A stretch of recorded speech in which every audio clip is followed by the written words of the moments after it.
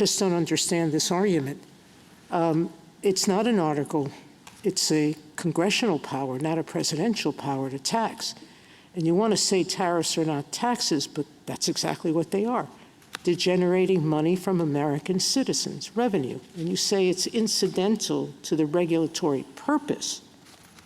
But I don't see how a quota is equivalent to revenue raising. A quota sets a limit to what you can import in, but it doesn't generate revenue.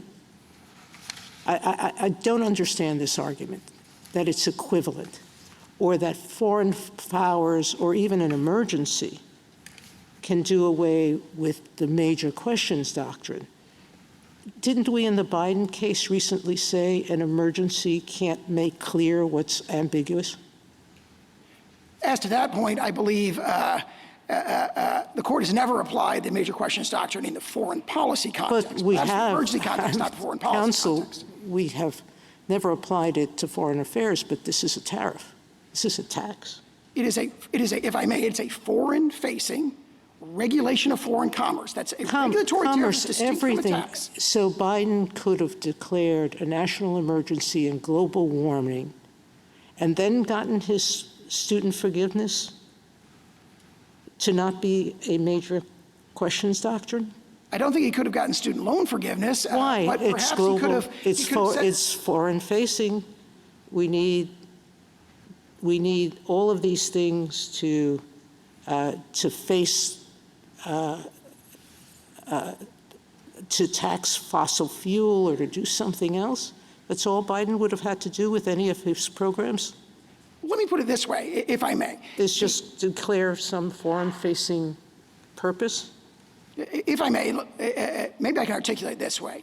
The power to impose tariffs is a core application of the power to regulate foreign commerce, which is what the phrase regulate importation in IEPA naturally evokes. Why not the power to tax. Could you tell me why it is that when Congress intended to permit a president to regulate by imposing tariffs, it's always used tariff and regulate?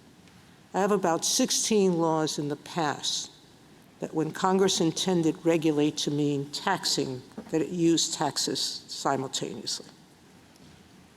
But it didn't here. Respectfully, this court came to the opposite conclusion, if I may, in Algonquin, where the phrase was not impose duties. Well, but that was, we did something in Algonquin. It was in the duties section, unlike here.